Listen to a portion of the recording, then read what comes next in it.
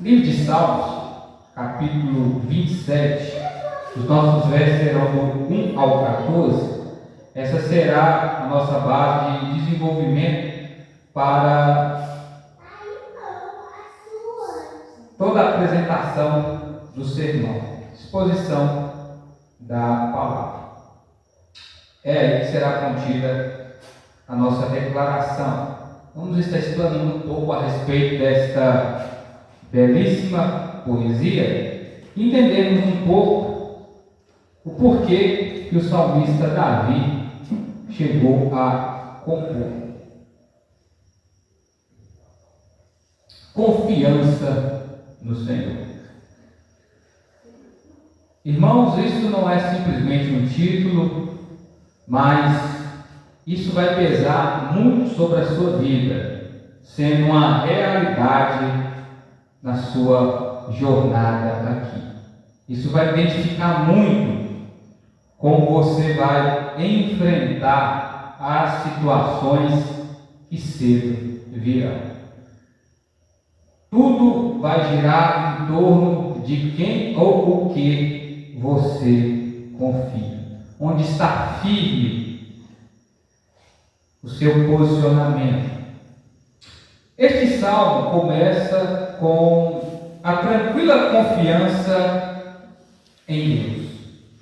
O salmista Davi, diante de suas batalhas, provações, lutas, adversidades, que ele enfrentava em torno de sua vida, isso demonstra muito sobre o que tinha o seu coração diante de grandes provações. Ele demonstrava a sua confiança em Deus. Você tem feito o mesmo? A confiança no socorro divino sempre foi algo bem notório na vida do salmista Davi. Desde quando ele era um pastor de ovelhas, cuidando do pequeno rebanho do seu pai, assim como foi descrito por um de seus irmãos, quando ele já, na posição de um guerreiro, colocado ali por provisão do Senhor, onde que ele estaria enfrentando o gigante e já dando os seus primeiros passos em caminhando direto dentro da roda ali, podemos dizer, dos olhares de Israel, logo em seguida sendo perseguido por inveja pelo próprio rei Saul, a quem ele acalmava um espírito que perturbava o seu coração quando ele tocava a sua harpa. Mas tudo isso demonstrava o quanto Davi ele amava a Deus, até a sua chegada ao trono, sendo ele príncipe do Senhor, como as Escrituras expõem, sendo um rei amado por Israel, logo depois de ter se tornado um homem segundo o coração de Deus, tudo isso acontecendo por intermédio da unção que ele recebeu do profeta Samuel. Diante de todas essas jornadas, diante de tudo que Davi fez, dos seus erros e acertos, ele foi alguém que tinha uma fé totalmente bem estabelecida no Senhor. Dá para notar isso perfeitamente dentro das composições que ele tinha, que não foram somente o Salmo 27. Literaturas, cânticos, poesias, o salmista Davi produziu mediante ao calor da batalha e a intensidade do relacionamento íntimo e próximo que ele tinha com Deus diante do calor do período. Ele entendia que Deus era a sua providência, seu socorro e sua salvação sempre, em todo o tempo. Você tem essa convicção no seu coração que Deus ele é a sua salvação, o seu porto seguro, que Deus é realmente o seu socorro bem presente, até mesmo nos dias de suas angústias. Pois bem, o Senhor é a sua força, meu irmão e minha irmã. Não temas problema algum, fica firme em Deus. E os 3 primeiros versos, o Salmo nos declara o seguinte: o Senhor é a minha luz, a minha salvação, a quem temerei? O Senhor é a força da minha vida, de quem terei medo? Quando os malfeitores me atacaram para me destruir, eles, meus adversários, meus inimigos, tropeçaram e caíram. Ainda que um exército se acampe contra mim, o meu coração não temerá. Ainda que a guerra se levante contra mim, ficarei firme. Davi, dentro desse seu primeiro momento do Salmo, ele declara algumas perguntas pertinentes a todo o plano de fundo que ele vivia, dentro dos fatos da história do rei Davi. Sabemos que a sua trajetória foi marcada por muitas guerras, clima de combates, perseguições e inimigos que iam aparecendo no seu caminho. É diante dessas situações que ele faz essas suas avaliações. Diante dos problemas que você enfrenta, diante dos inimigos que você tem que enfrentar, você tem que fazer essa análise. Você também tem que se colocar dentro de uma autoavaliação, entendendo que o primeiro plano, o Senhor, Ele é a luz da sua compreensão. Então, a quem você temerá? De quem você terá medo? Quando surgirem malfeitores ou adversários, eles tropeçarão e vão cair, porque você tem desenvolvido toda a sua vida nos retos caminhos do Senhor. Davi, esse caminho que ele tinha com Deus era apertado, era um caminho íntimo, verdadeiro, no calor das guerras, em meio às aflições.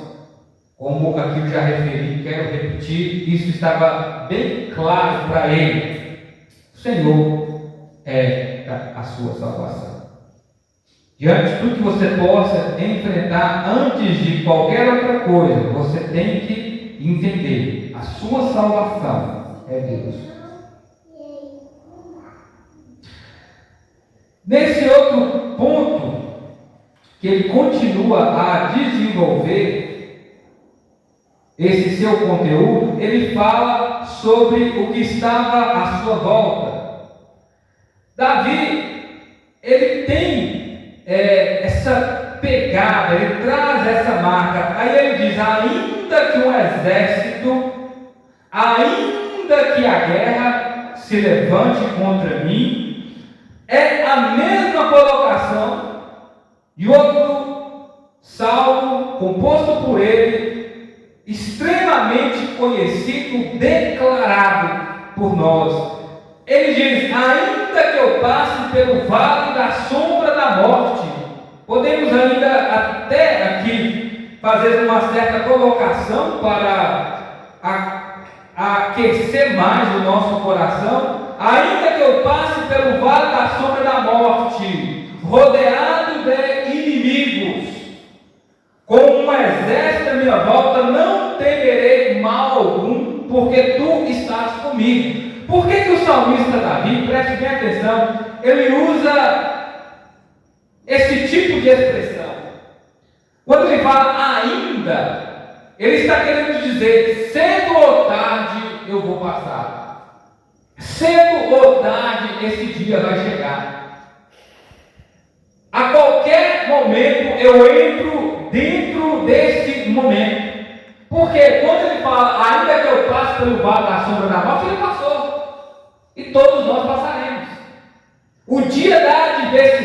meu irmão, minha irmã, ele chega. O momento da provação, ele aparecerá. Ele ainda vai vir na sua vida.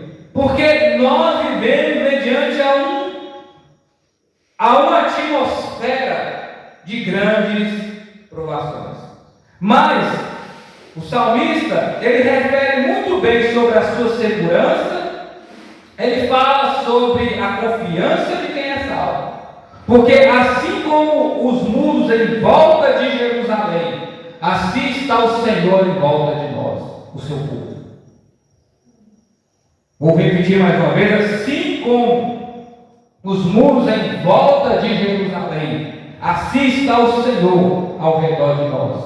Você, eu, que somos o seu povo. Quem nos guarda é Deus.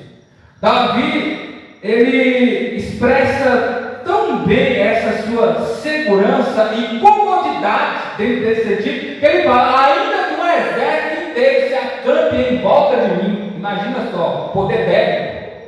Imagina um exército cercando aqui todo esse tempo. Ele fala: não temerei mal algum, porque estou seguro. Davi era um homem de fé. Davi era um homem que confiava em Deus acima de qualquer circunstância. Preste bem atenção. Quem anda na escuridão das trevas são aqueles que não conhecem o Senhor. São aqueles que não têm vida com Deus. São aqueles que até então não têm o Senhor como Salvador. São eles que tropeçam e caem. E nós ficamos de pé, porque nós estamos de joelhos dobrados, confiantemente, na intervenção, no favor, na providência divina. É eles que tropeçam e caem, se esborracham, porque é eles que têm caminhado no escuro. São eles que estão caminhando desprotegidos. O Senhor é a nossa salvação. É eles que são lançados no chão. Espere, aguarde, descanse na sombra do Onipotente. Deus, Ele é o nosso refúgio, a nossa fortaleza. Muito bem. Partindo da sequência, o Senhor, Ele é a sua força, meu irmão e minha irmã. Ele é o seu esconderijo no dia da adversidade. Preste bem atenção. Ele não só é a nossa força e a nossa segurança, mas Ele é o nosso esconderijo, a nossa proteção no dia da adversidade. O Salmo continua a desenvolver a sua narrativa. Agora vamos continuar declarando dentro do verso 4 ao 9, onde o salmista continua nos apresentando o seguinte: pedi uma coisa ao Senhor e a buscarei, que eu possa morar na casa do Senhor todos os dias da minha vida, para contemplar o esplendor do Senhor e meditar no seu santo templo. Pois no dia da adversidade Ele me esconderá na sua habitação. No interior do seu tabernáculo me esconderá. Sobre uma rocha me levantará. Agora triunfarei sobre os meus inimigos que me cercam e oferecerei sacrifícios de júbilo no seu tabernáculo. Cantarei sim. Cantarei louvores ao Senhor. O Senhor ouve a minha voz quando clamo, compadece de mim e responde-me. Quando o meu coração me diz: busca a minha presença, buscarei, Senhor, a tua presença. Não esconda de mim o teu rosto, não rejeite com ira o teu servo. Tu que tens sido a minha ajuda, não me rejeites nem me desampare, ó Deus da minha salvação. Amém? Então, temos alguns destaques de extrema importância sobre essa expressão de Davi em respeito do Senhor. Primeiro, ele sabe que Deus irá abrigá-lo, escondê-lo, protegê-lo, camuflá-lo diante dos seus inimigos. Ele sabe que Deus o ocultará no dia da adversidade. Ele está confiando no Senhor em meio aos olhos dos seus inimigos. Lembrando o seguinte, que o rei, essa figura monarca, principalmente dentro de toda a gama histórica judaica, ele não morava no templo. Quem morava no templo eram sacerdotes e levitas. O rei morava em um castelo. E Davi, ele expressa o sentimento, o desejo de estar vivendo na presença de Deus. Neste momento do Antigo Testamento, o ponto de referência para a busca de Deus para o seu povo nessa época era o quê? O tabernáculo, logo em seguida o templo que estava em Israel. Ele sabia que Deus iria recebê-lo. Ele sabia que Deus iria abrir as portas para ele.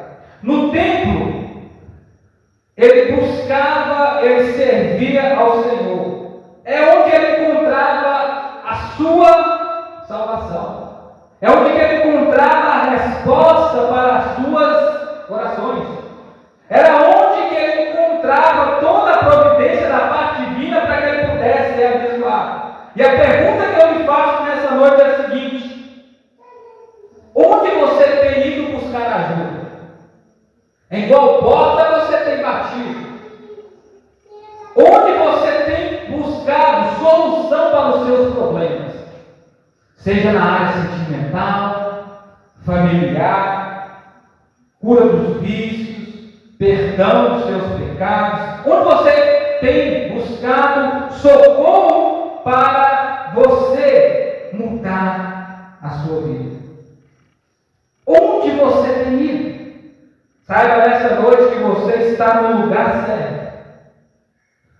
Por quê?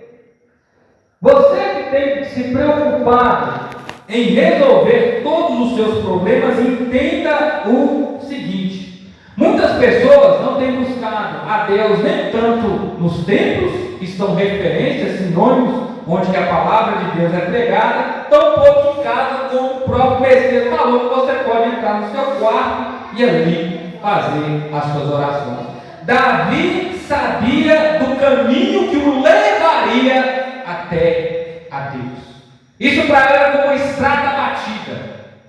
Isso para ele era como um caminho aberto e certo. E aí ele diz o seguinte: quando me apresentarei, buscarei a face de quem? Do Senhor. E aí ele diz: então buscarei sim a face de Deus. Ele tem consciência, ele tem convicção de que ele vai buscar a Deus e ele vai encontrar. Quando você entra na presença de Deus, quando mesmo correndo perigo, mesmo diante dos problemas, das adversidades, mesmo diante das portas fechadas, do desemprego, da falta disso, daquilo, quem sabe até da falta de saúde, problemas da sua casa, em meio aos seus relacionamentos, seja entre cônjuge, seja entre pais e filhos, filhos e pais, você sabe, não, eu posso clamar ao Senhor, eu posso apresentar o meu coração para Ele, buscar a sua presença, e Ele me ouvirá. Ele não esconderá o seu rosto de mim. O salmista Davi, ele tinha convicção de que Deus daria atenção à sua súplica. Quando nós buscamos a Deus de todo o nosso coração, nós o encontramos. Muitas pessoas, infelizmente, elas estão prostradas ou derrotadas por causa de toda a variação de consequência de pecados que estão sobrecargas sobre a sua vida. É porque elas têm procurado tantas pessoas, indo em tantos lugares, menos indo até a presença do Senhor. Quem busca o Senhor o encontra. Você está batendo na porta certa. Bata, humilhe-se diante da presença de Deus, se prostre diante dele, que o seu clamor, que a sua súplica suba e os seus joelhos se dobrem, para que ele possa descortinar os céus ao seu favor e derramar bênçãos sem medidas conforme a sua vontade. Por fim, nós vamos entrar aqui nos versos 10. O salmista Davi, ele é bem extremista. Nesse ponto ele parte para um momento mais pessoal, que realmente nos chama muita atenção. Ele fala do ainda, não é? Ainda que os inimigos se levantem, ainda que as adversidades apareçam, ainda que o enfrente até a morte. Mas aí ele vem de um momento assim, mais próximo dele. E ele diz: ainda que os meus pais me abandonem, o Senhor não me rejeitará. Aí ele continua do verso 10 ao 14: se o meu pai e a minha mãe me abandonarem, o Senhor me acolherá. Senhor, ensina-me os teus caminhos, guia-me para a vereda plena, por causa dos que me espreitam. Não me entregue à vontade dos meus adversários, pois as falsas testemunhas, quais aspiram violência, se levantaram contra mim. Creio que verei a bondade do Senhor na terra dos viventes. Espera pelo Senhor, anima-te, fortalece o teu coração, espera, pois, pelo Senhor.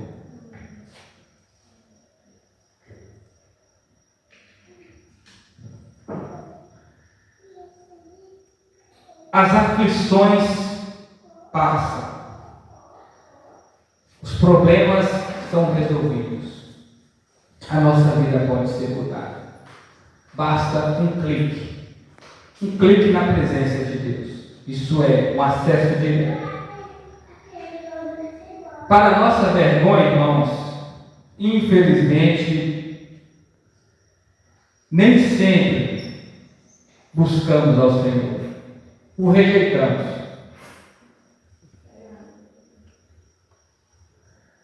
Mas uma coisa eu te digo: o Senhor jamais nos rejeitará.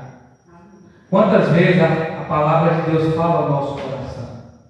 Quantas vezes o Espírito de Deus nos convida a obedecer? Quantas vezes o Senhor nos ordena algo e nós rejeitamos? Rejeitamos como se fosse coisa qualquer.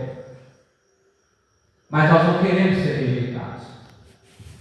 Em hipótese alguma, tampouco pelos nossos pais.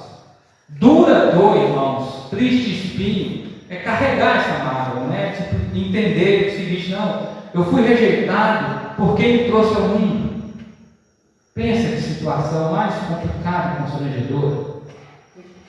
Mas, se isso chegar a acontecer, como o próprio profeta Isaías diz, ainda que uma mãe, que é a figura materna, que é quem tem os primeiros contatos com o bebê, que é quem amamenta, que o bebê depende dela, ele diz que essa pessoa abandona o seu filho.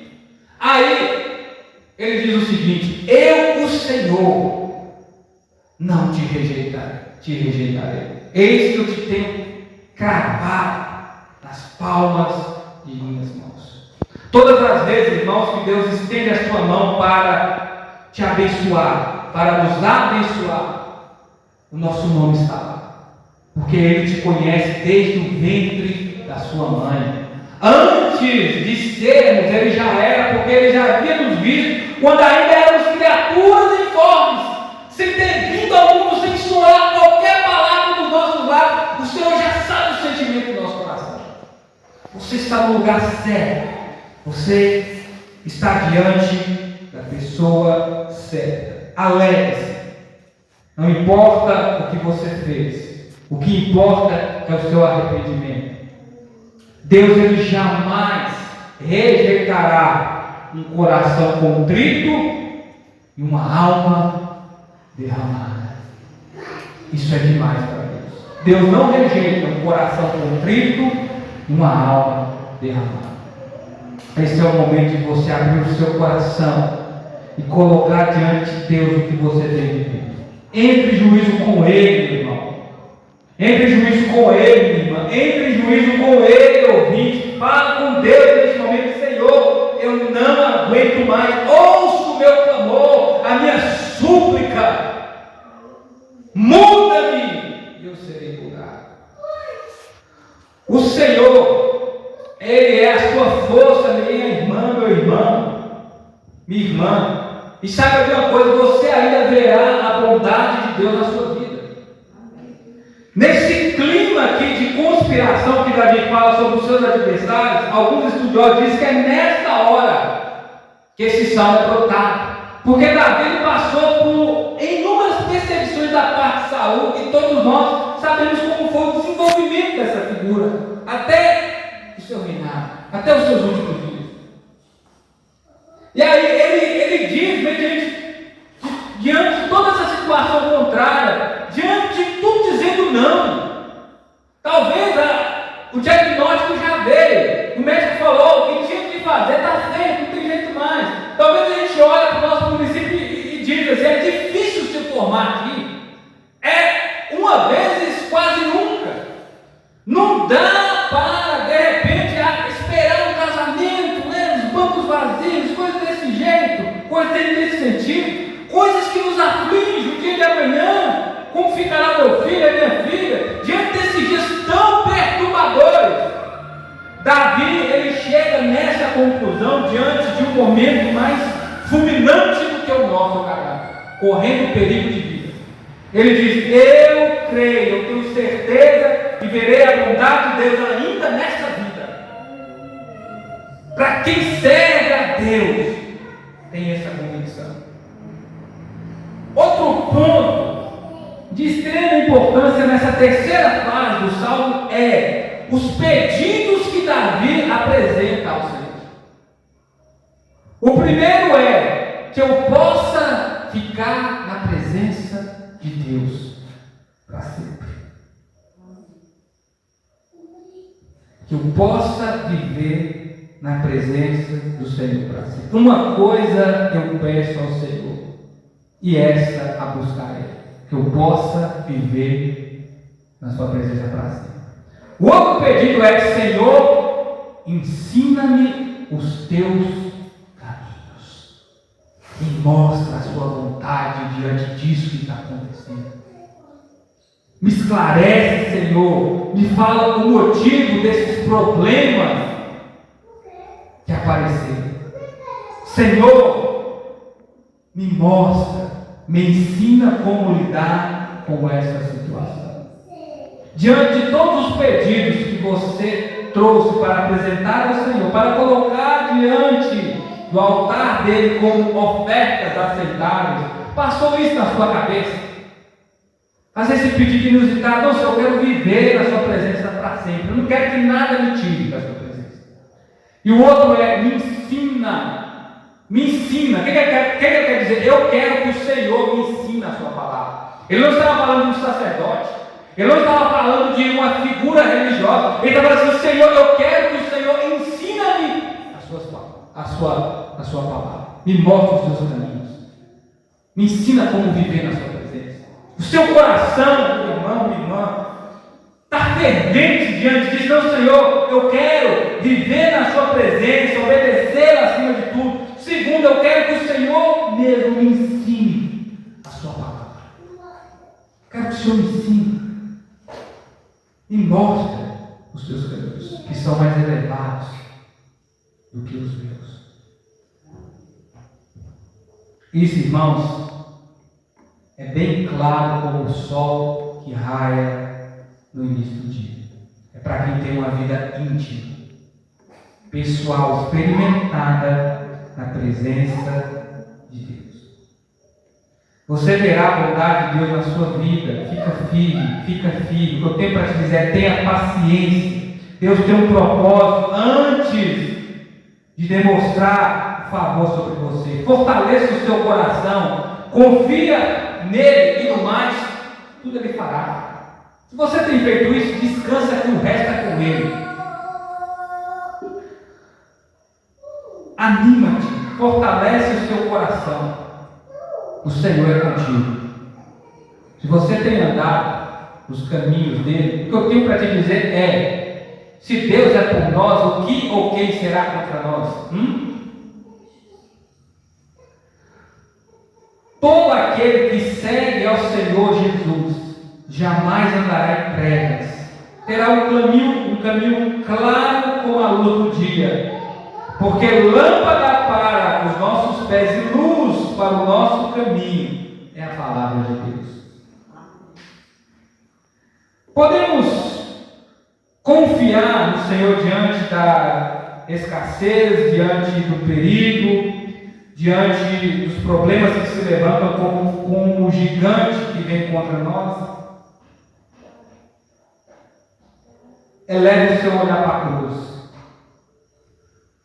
Sobre uma rocha firme ele nos colocará. Ele nos elevará acima de qualquer problema. Ele nos colocará sobre descanso à sombra da cruz. Com Deus, fica isso bem claro para você aqui nessa noite. Com Deus, você é maioria. Não importa quem te abandonou, não importa se tudo está ao contrário. Com Deus somos maioria. No mais, por que te abates, ó minha alma? Espera no Senhor, porque cedo Ele virá. Descanso e alívio para a sua alma você encontrará em Cristo Jesus, quem deu a vida por você.